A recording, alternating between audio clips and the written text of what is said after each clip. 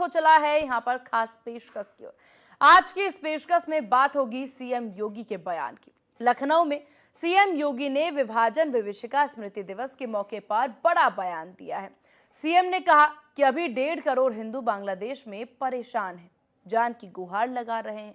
वहीं पाकिस्तान को आड़े हाथ लेते हुए कह दिया कि पाकिस्तान में अध्यात्म नहीं है, पाकिस्तान या तो भारत में विलय होगा या पूरे तरीके से खत्म हो जाएगा। कांग्रेस को सीएम योगी ने कटाक्ष करते हुए कहा कि विभाजन के त्रासदी के लिए तत्कालीन कांग्रेस का नेतृत्व जिम्मेदार है। उन्होंने कहा कि कांग्रेस देश की जनता से कभी माफी नहीं मांगेगा। इस मुद्दे पर विशेष चर्चा करेंगे, लेकिन इससे पहले देखिए सीएम योगी ने क्या कुछ कहा, वो सुन लेते हैं। वही तो पूर्वी पाकिस्तान कहा जाने वाला आज का बांग्लादेश में वही तो हो रहा है। उस समय 10 लाख हिंदू एक साथ काटे गए थे, हिंदू सिख सभी थे, एक साथ काटे गए थे। और आज भी वही आगजनी, वही तोड़फोड़, वही लूटपाट, बहन और बेटियों के साथ वही अत्याचार, उसी प्रकार की त्रासदी का दृश्य आज भी हम सबके सामने है।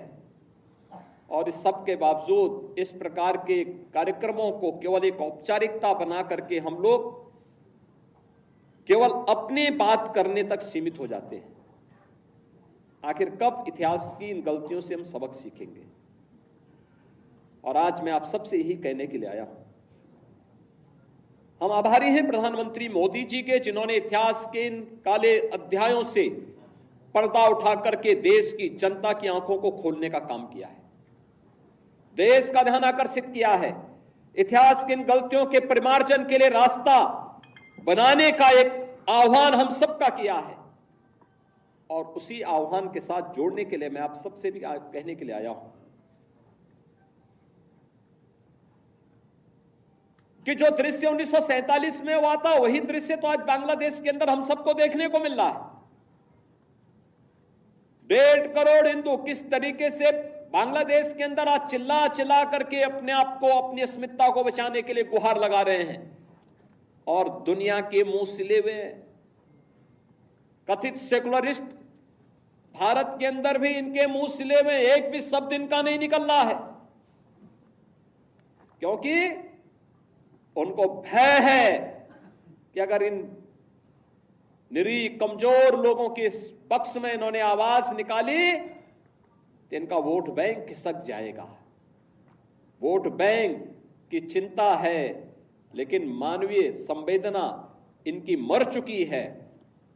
मानवता के रक्षा के लिए इनके मुंह से एक भी शब्द नहीं निकलने वाला है। उसे पाकिस्तान में के अंदर क्यों जाने दिया गया? बांग्लादेश की आबादी 1947 में कितनी थी और कितने हिंदू थे? 22% हिंदू थे। आज उनकी संख्या घट करके कितनी रह गई है? 7 से 8% रह गई है। उसमें भी आपने अभी एक सप्ताह पहले बांग्लादेश के हिंदुओं के उस प्रदर्शन को देखा होगा जो चटगांव में वहां के हिंदुओं ने किया था। लाखों हिंदू जुट करके वहां पर अपनी बातों के लिए दुनिया के सामने गुहार लगा रहे थे। मैं धन्यवाद दूंगा, मैं अभिनंदन करूंगा उन हिंदुओं का जिन्होंने इतना साहस किया है कि पाकिस्तान के अंदर रहकर के, बांग्लादेश के अंदर रह करके भी उन नरपिशाचों के सामने उन्होंने अपनी प्रवाह के बगैर अपनी वर्तमान और भावी पीढ़ी को बचाने के लिए सड़कों पर उतर करके दुनिया को उसका वास्तविक चेहरा दिखाया है। और मुझे लगता है हमारी सबकी सहानुभूति उन हिंदुओं के साथ में होनी चाहिए, उन पीड़ितों के साथ होनी चाहिए जो बांग्लादेश के अंदर अमानवीय अत्याचार के शिकार वर्तमान में हो रहे हैं। और मैं आप सबसे यही कहूंगा कि हमें इस मजहबी उन्माद से देश को भी और दुनिया को भी बचाने के लिए आह्वान करना होगा।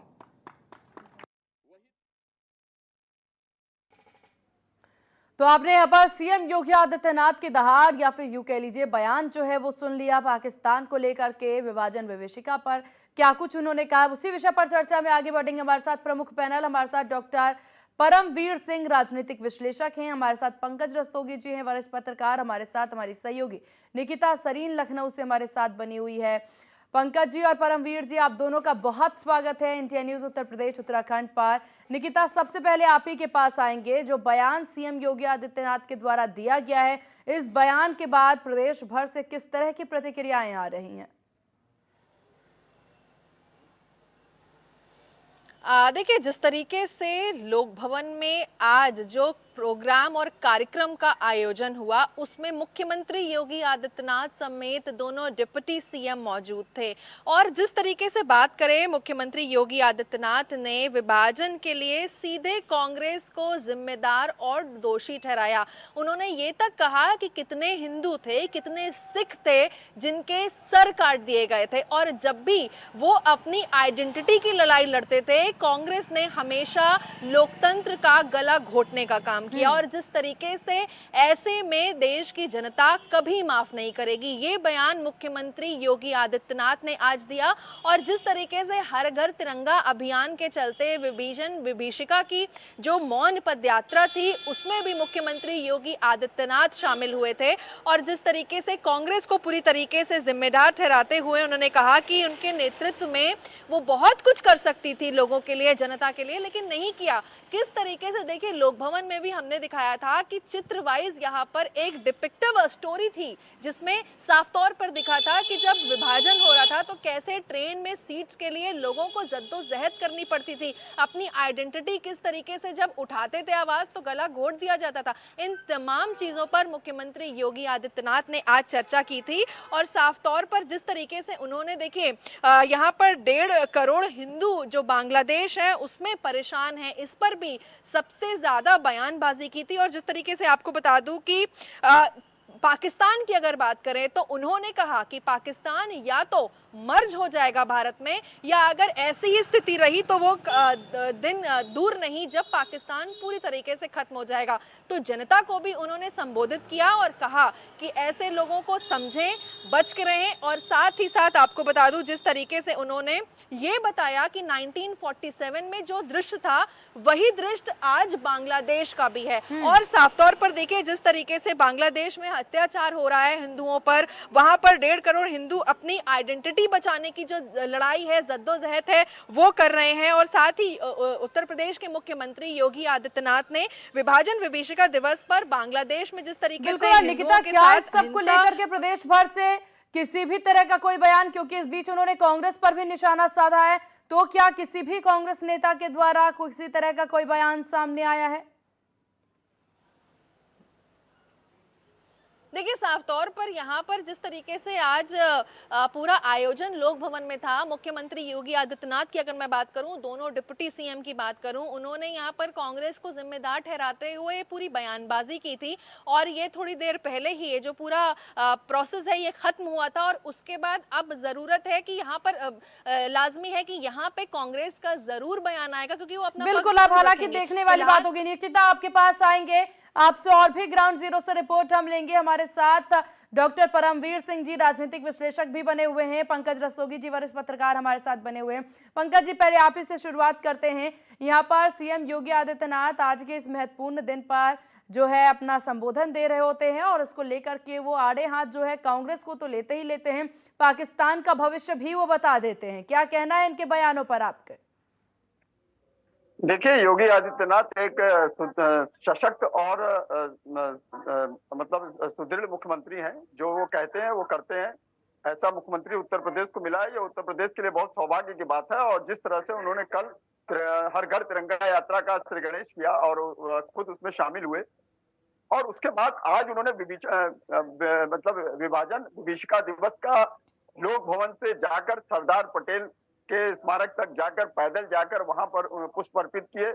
और उसके बाद उन्होंने लोक भवन में अपने संबोधन में कहा कि या तो पाकिस्तान मर्ज, इंडिया में मर्ज हो जाएगा, या पाकिस्तान समाप्त हो जाएगा, स्वतः समाप्त हो जाएगा। इसके लिए हमारे देश के लोगों को तैयार रहना होगा। और जिस तरह से उस समय विभाजन के समय हिंदुओं को काटा गया, कई लाख हिंदुओं को मार काट हुई और उनको मार डाला गया, ये भी एक बहुत ही कष्टप्रद था। और आज जिस तरह से बांग्लादेश में हिंदुओं के साथ अत्याचार हो रहा है, उसमें इंडी गठबंधन के लोग कोई शब्द नहीं बोल रहे हैं। वहाँ आज करीब 1,35,00,000 हिंदू हैं वहाँ पे, और उनके साथ जिस तरह का अत्याचार हो रहा है उसमें कोई नहीं बोल रहा है। और कांग्रेस के लिए उन्होंने ठीकरा फोड़ा कि कांग्रेस के ही कारण इस तरह की स्थितियां हुई देश के विभाजन के समय, और आज भी कांग्रेस जो है इसमें कोई भी टिप्पणी करने से बचती है तो कांग्रेस ही सारी चीजों की जिम्मेदार है। योगी आदित्यनाथ ने इस पे कहा कि हमको पूर्व की गलतियों से जो विभाजन के समय हुई थी देश की आजादी के समय, उसको उन गलतियों को पुनः पंकज जी, दोहराना जो नहीं उन्होंने होगा। और कांग्रेस हमको को लेकर के कहा, सीएम योगी ने जिस तरह से कांग्रेस को लेकर के बयान दिया कि फिर चाहे विभाजन को लेकर के या फिर देश की उस समय की स्थितियों को लेकर के जिस तरह का बयान देते हुए नजर आए, क्या आप उन बयानों से इत्तेफाक रखते हैं? बिल्कुल, उन्होंने देखिए योगी आदित्यनाथ ने जो कहा है वो दूरगामी उन्होंने दृष्टि को देखते हुए, दूरदृष्टि को देखते हुए बयान जारी किया। बिल्कुल मैं उससे इत्तेफाक रखता हूं और उनकी बात बिल्कुल सही है, क्योंकि हम लोगों को अलर्ट रहना होगा। ठीक। और ये जिस तरह का बयान उनका है वो बिल्कुल ही सही है। चलिए ठीक है, आपके पास पंकज जी आएंगे। डॉक्टर परमवीर सिंह जी भी हमारे साथ बने हुए हैं। डॉक्टर परमवीर जी, क्या समझा जा सकता है, सीएम योगी आदित्यनाथ ने जो आज ये बड़ी बात कह दी है, फिर चाहे बांग्लादेश की स्थितियों को लेकर के उन्होंने बात कही और बांग्लादेश की स्थितियों से ही उन्होंने पाकिस्तान को भी जोड़ दिया, ये भी कह दिया कि वहां पर हिंदू में अध्यात्म नहीं है, वहां पर वो या तो पाकिस्तान विलय हो जाएगा भारत में या फिर उसे वो पूरा का पूरा समाप्ति हो जाएगा। इसको लेकर के भी अपनी प्रतिक्रिया दीजिए और साथ ही साथ कांग्रेस को लेकर के जो बात उन्होंने कही है, उन मौजूदा स्थितियों को लेकर के भी बात कहें अपनी।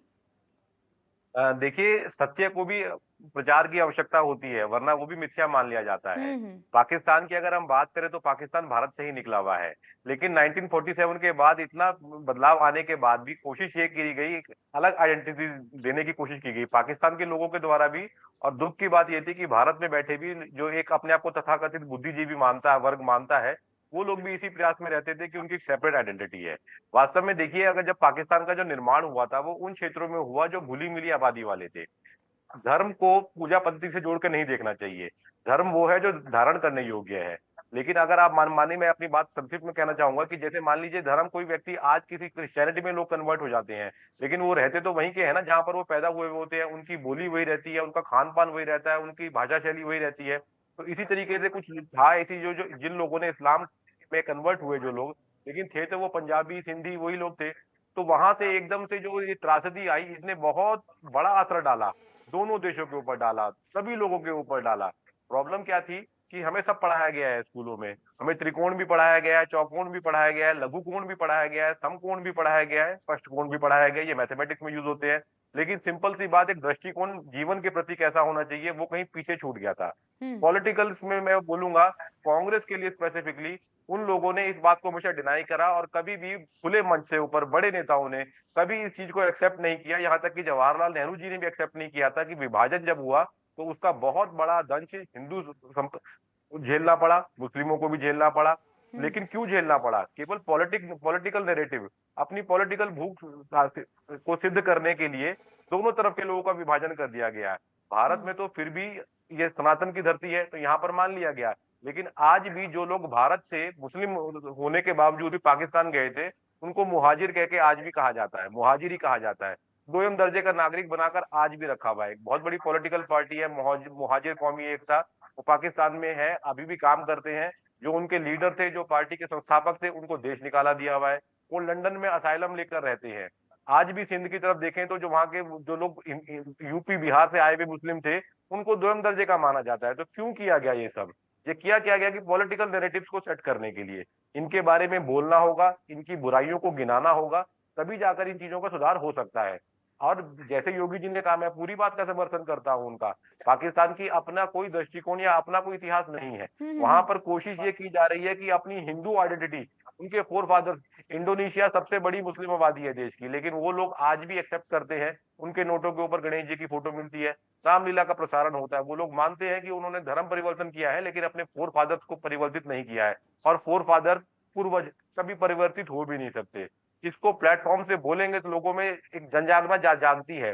जो आज बांग्लादेश में हम देख रहे हैं, वहां की मुस्लिम आबादी या हिंदू आबादी नहीं मानी, वो बंगाली लोग हैं, बंगाली भाषा बोलते हैं, एक ही कल्चर है, एक ही खान पान है। तो ऐसा एक जब ये बीज डाला जाता है नफरत का, तो उससे अपने ही लोगों को साथ में वो मन मुटाव शुरू होता है, वो वैर वैमनस्य से शुरू हो जाता है।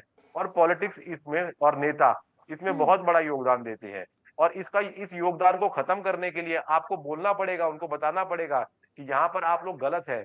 कि ये इस तरीके से नहीं चलती है बातें, कि चाहे हम कोई भी लोग हो लेकिन एक ही लोग तो है सब ना। और धर्म की बात अगर कीजिए, देखिए पूजा पद्धति कोई भी हो, धर्म की अच्छी बात क्या होती है, धर्म अच्छे व्यक्ति को डरपोक बनाता है। वो सोचेगा 4 बार कुछ गलत करने से पहले, लेकिन बुरे लोग निडर हो जाते हैं। जैसे हमने कई देखे हैं, कई ऐसे इस्लामिक आतंकवादियों ने हमले किए जहां पर वो अपना धार्मिक एक स्लोगन देकर बम फोड़ देते हैं, किसी की गर्दन काट देते हैं। तो धर्म तो ये नहीं सिखाता है ना। लेकिन होता क्या है कि इन चीजों पे पर्दा डालना, गुड टेररिस्ट और बैड टेररिस्ट, गुड और बैड की जब हम दो दो चादर में लपेट के किसी बुरी चीज को पेश करते हैं, लेकिन हम उसके ऊपर एक उसको कवर फायर देने के लिए एक धर्म का नाम देते हैं, ये नहीं होना चाहिए। पाकिस्तान और चलिए। भारत एक है। आज हमें विभाजन की विभीषिका तो झेल ही रहे हैं, लेकिन ये अखंड भारत दिवस भी है। इंडस वैली सिविलाइजेशन, जिसके हम दोनों देश हिस्सा है, इसी देश से इंडस वैली सिविलाइजेशन जो मेसोपोटामिया के बराबर मानी जाती है, यहीं से निकला हुआ है। और हड़प्पा और मोहनजोदारो को भूलना नहीं चाहिए, ये भी बिल्कुल। भारत भूमि में से ही निकले। इन सब चीजों को देखते हुए योगी जी ने जो बात कही है वो बहुत दीर्घकालिक बात कही है। असर आएंगे, लेकिन आज आए, हमारे जीवन में आए या हमारे बच्चों के जीवन में देखेंगे, ये होना तय है। जी चलिए, ठीक है, ठीक है। पंकज जी, यहाँ पर अगर देखा जाए सीएम के बयान बताएं। के बाद से, यहाँ एक बात उन्होंने कही कि पाकिस्तान में अध्यात्म नहीं है, बिल्कुल भी अध्यात्म जो है वो खत्म हो चुका है। लेकिन यहाँ अगर कई सारे रिपोर्ट सामने आते हैं जिसमें पाकिस्तानी हिंदू जो हैं वो बढ़ चढ़ करके उभरते हैं और कहते हैं कि हम यहाँ पर बहुत सुरक्षित हैं, हमारे यहाँ पर हम अपने आस्था को फॉलो करते हैं। तो क्या समझा जाए, सीएम जो कह रहे हैं वो सत्य है या फिर वहाँ के जो पाकिस्तानी हिंदू हैं वो कह रहे हैं वो सत्य है? देखिए, योगी आदित्यनाथ ने बिल्कुल सही कहा है, जो उत्तर प्रदेश के मुख्यमंत्री हैं, कि वहां पर पाकिस्तान में आध्यात्म समाप्त हो चुका है। और जिस तरह से वहां हिंदुओं के साथ अन्याय हुआ, आज 1 से 1.5% हिंदू आबादी वहां बची है। हिंदू अपने अपने अपने अस्तित्व के लिए वहां संघर्ष कर रहा है पाकिस्तान में। और पाकिस्तान के जो विभाजन हुआ उस समय, जो पाकिस्तान बना, उसके लिए उस समय का 1947 का जो तत्कालीन कांग्रेस का जो नेतृत्व था वो जिम्मेदार है। और उसी का परिणाम है कि आज कांग्रेस को कोई देश की जनता माफ नहीं करेगी। और कांग्रेस का जो वर्तमान नेतृत्व है, जो इस समय है, वो इस पर टिप्पणी करने से बचता है। उसको ये डर लगता है कि उसका वोट बैंक खिसक जाएगा। मुस्लिम वोट बैंक एक बहुत बड़ा वोट बैंक है देश में। 140 करोड़ की आबादी में करीब 20 करोड़ से 22 करोड़ मुसलमान है जो कांग्रेस को वोट करते हैं। उनको ये डर लगता है। और दूसरी बात, अभी वायनाड में उपचुनाव होने हैं जहां से प्रियंका गांधी उम्मीदवार है, तो उनको ये भी लगता है कि वहां 60 से 70% करीब मुस्लिम आबादी है। तो उनको ये भी डर लगता है कि अगर मुस्लिमों के खिलाफ कोई टिप्पणी करेंगे या कुछ भी कहेंगे तो किसी देश के दूसरे मुस्लिमों के खिलाफ, तो हमारे लिए जो है घातक हो जाएगा, कहीं वोट बैंक न खिसक जाए, हम हार न जाए। ये सब तमाम तरह का नैरेटिव कांग्रेस के दिमाग में चलता है, इसलिए कांग्रेस इस तरह का बयान और नहीं क्या देती है। क्या और समझा जा सकता है 1947 में भी यही नैरेटिव जो है भारी पड़ गया?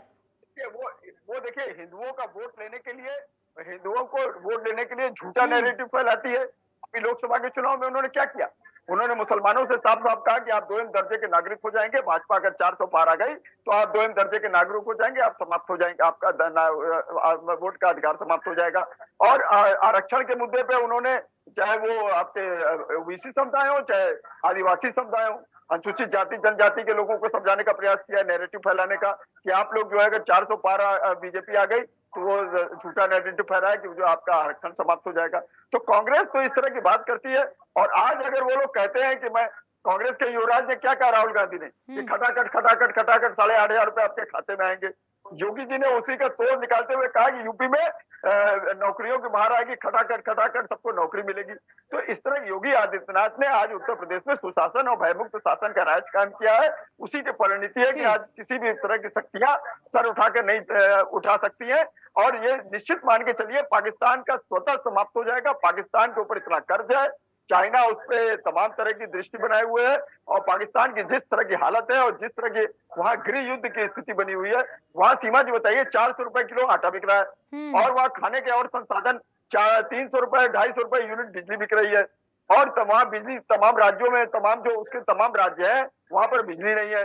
योगी आदित्यनाथ ने आज सिंधियों के ऊपर एक बहुत बड़ी बात कही कि सिंध प्रांत से सिंधी लोग आए हैं और वहां कैसे वो लोग इंडिया आए होंगे, अपना सब कुछ छोड़ के, अपना सब कुछ त्याग के आए होंगे। वो सीन सोच के चलिए उनको कितना रोना आता होगा। अपने इष्ट गुरु को, अपने गुरुदेव को, अपने भगवान को छोड़ के आए होंगे, तो ये कितना उनको कष्ट हुआ होगा। इसलिए ये बात सोचनी है।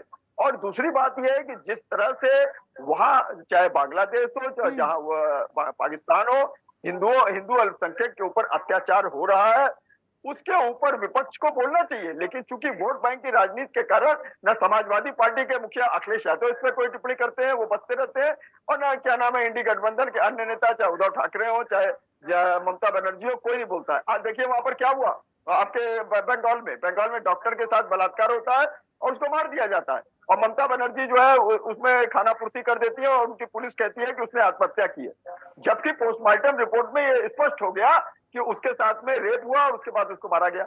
इस तरह की आज सीबीआई उसकी जांच कर रही है, सारे तथ्य आ रहे हैं, और कोई एक आरोपी सिर्फ गिरफ्तार करके तीसरी कर ली गई। तो ममता बनर्जी इस तरह का नैरेटिव फैलाती है कि महिला मुख्यमंत्री होने के बाद महिलाओं के साथ जिस तरह का अत्याचार हो रहा है, तो ये निश्चित मान के चलिए, और देश जिस तरह से प्रधानमंत्री मोदी के नेतृत्व में आगे बढ़ रहा है और योगी आदित्यनाथ जो केंद्र की नीतियां उसको उत्तर प्रदेश में जिस तरह से आगे ले जाने का काम कर रहे हैं, तो वो एक बहुत बड़ा सराहनीय कदम है। चलिए ठीक है, यहाँ पर कुल मिलाकर समझा जा रहा है कि जिस हिसाब से सीएम के द्वारा ये बयान दिया गया है वो कहीं ना कहीं भविष्य को देखते हुए दिया गया। हालांकि हमारी सहयोगी निकिता लगातार हमारे साथ बनी हुई हैं। निकिता, यहाँ पर तमाम बातें कहते नजर आ रहे हैं, सीएम के बयान का सहयोग भी होता दिख रहा है, लेकिन प्रदेश में क्या स्थितियां बनेगी वो भी देखने वाली बात होगी। हालांकि आप अभी ग्राउंड जीरो पर मौजूद हैं, बयानों का प्रतिक्रियाओं का दौर भी शुरू होगा। मौजूदा अगर वहां पर मौजूद जनता की बात कर ली जाए, क्या यहाँ पर किसी तरह से जनता के द्वारा किसी तरह का कोई बयान या फिर बांग्लादेश की स्थितियों को लेकर के किस तरह की स्थिति इस वक्त उत्तर प्रदेश में? देखिए, उत्तर प्रदेश में योगी सरकार की हमेशा से खासियत है सीमा की वो जो कहते हैं वो करके भी दिखाते हैं, और ऑपोजिशन को जिस बयानबाजी पर अपनी टिप्पणी करनी चाहिए, अपनी बात रखनी चाहिए, वहां पर वो शांत है। जिस तरीके से देखिए कल भी मुख्यमंत्री के कार्यक्रम में हमारी मौजूदगी थी, वहां पर भी एक स्टूडेंट ने ही मुख्यमंत्री योगी आदित्यनाथ से कहा था कि जो सरकारें हैं वो खटाखट की बातें करती हैं, लेकिन खटाखट क्या है ये हम देख रहे हैं। जो नियुक्ति पत्र वितरण हो रहा है, खटाखट सरकार ये होती हैं। तो फिलहाल आज भी जिस तरीके से मुख्यमंत्री योगी आदित्यनाथ ने इस पूरे विभाजन विभीषिका को लेकर के, स्मृति दिवस को लेकर के जो बयानबाजी की है, इस पर फिलहाल सब चुप्पी साधे हैं। पहला पॉइंट चुप्पी साधने का ये भी है कि उनको कहीं ना कहीं डर है कि उनका वोट बैंक ना खिसक जाए, और यहाँ पर जनता समर्थन में है। आपको बता दूं सीमा, उनको ये बात बिल्कुल सही लग रही है। जनता भ्रमित की गई थी, जनता को भ्रमित किया गया था, एंटी इनकम्बेंसी फैलाई गई थी, और यही एक वजह है। तो फिलहाल आज की बयानबाजी को लेकर के अभी विपक्ष की ओर से चुप्पी है, और वो नहीं समझ पा रहे हैं कि इस पर क्या बयानबाजी करें। बिल्कुल, और हालांकि अब देखने वाली भी बात होगी क्या क्या स्थितियां उत्पन्न उत्तर प्रदेश में होती हैं। निकिता, आपका बहुत शुक्रिया है तमाम जानकारी साझा करने के लिए। डॉक्टर परमवीर सिंह जी और पंकज रस्तोगी जी, आप दोनों का बहुत शुक्रिया अपना कीमती वक्त इंडिया न्यूज उत्तर प्रदेश उत्तराखंड को देने के लिए। तो कुल मिलाकर के ये बयान सामने आए, बयान का काफी ज्यादा समर्थन भी किया जा रहा है। हालांकि अब क्या क्या होता नजर आएगा प्रदेश में इस बयान को लेकर, ये भी देखने वाली बात होगी। फिलहाल इस खास पेशकश में बस इतना ही। बने रहिए इंडिया न्यूज उत्तर प्रदेश उत्तराखंड के साथ। नमस्कार।